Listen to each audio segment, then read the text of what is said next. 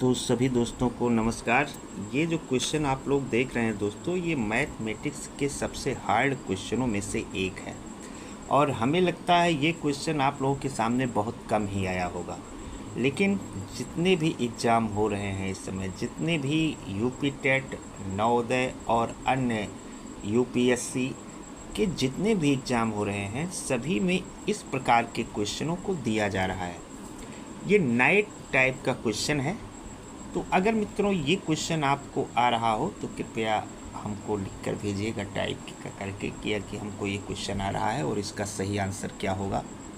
और अगर आपको ये क्वेश्चन का आंसर नहीं आ रहा है तो इस वीडियो को पूरा देखिएगा, बहुत आसानी के साथ ये समझ में आप लोगों को आ जाएगा। तो आइए शुरुआत करते हैं और देखते हैं कि इसे कैसे सॉल्व किया जाए। मित्रों, इसे सॉल्व करने के लिए सबसे पहले ये किया जाता है कि यहाँ भी देखिए नंबर ही है, यहाँ पे अंक है और यहाँ पर भी एक नंबर दिया गया है। तो अंकों को हम एक साथ लिख लेते हैं और जो अक्षर हैं उनको हम एक साइड में रख देते हैं। तो इस 32 को अगर हम इधर लेकर आएंगे और इस P को इधर लेकर जाएंगे तो होता क्या है कि इस स्थिति में संख्याएं उलट जाती हैं। तो इसको हम लिख सकते हैं दोस्तों 2 और इसको इधर ला रहे हैं तो ये हो जाएगा 1/32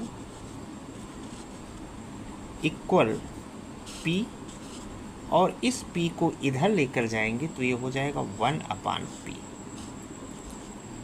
अब दोस्तों इसके बाद क्या करना होगा, आपको इसका स्क्वायर करना होगा और इतनी बार स्क्वायर करना होगा जब तक इसका और घात का मान एकदम समान ना हो जाए, एक्यूरेट ना हो जाए, तब तक आपको इसे स्क्वायर रूप में लिखते हुए जाना है। अब देखिए, अगर हम 2 का स्क्वायर करते हैं तो ये 4 हो जाता है और इस स्थिति में 1/32 का दुगना हो जाएगा तो ये हो जाएगा 1/64। 32 दूनी 64, 64, 32 दूना 64, इसका दुगना हो जाएगा दोस्तों।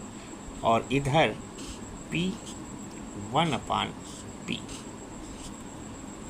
फिर से इसका हम स्क्वायर करते हैं। हमने आपसे कहा तब तक स्क्वायर करना है जब तक आधार, बेस और इसकी जो पावर है एकदम एक्यूरेट ना हो जाए, इक्वल ना हो जाए एकदम, तब तक हमको इसे स्क्वायर करते रहना है।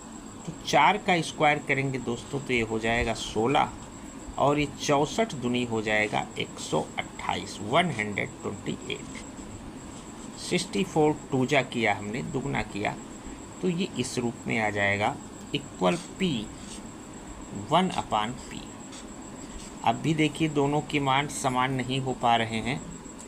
अब चलते हैं, फिर से स्क्वायर करते हैं एक बार, और अब की बार जब हम इसको स्क्वायर रूप में रखते हैं तो अब इसका मान हो जाता है 16 का स्क्वायर किया जाएगा तो आ जाएगा 256, 256, और 1/128 का दुगना किया जाएगा, 1/2 से मल्टीप्लाई किया जाएगा तो इसका मान भी हो जाएगा 256।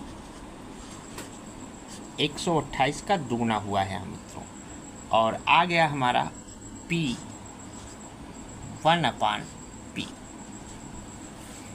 अब दोस्तों अगर ध्यान से आप लोग देखेंगे, इस स्थिति में 256 का मान 256 के इक्वल हो गया है। ये दोनों संख्याएं एक समान रूप में आ गई हैं तो यहाँ पर ये वैल्यू इसके समान भी हो जाएगी और P का मान हो जाएगा 256।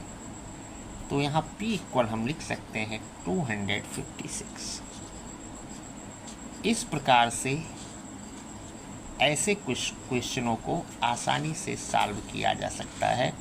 यहाँ पर P का मान अगर दोनों को यहाँ पर देखा जाए तो P इक्वल भी 256 है और यहाँ P का मान भी 256 हो गया है।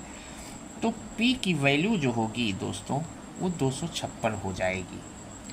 तो अगर इसी प्रकार की वीडियो आपको देखने हैं तो लाइक करना ना भूलिएगा मित्रों, और देखते हैं कि इस प्रकार के क्वेश्चन अगर आपके सामने आए तो आप कौन से प्रकार से, किस टाइप से इसको सॉल्व किया जा सकता है।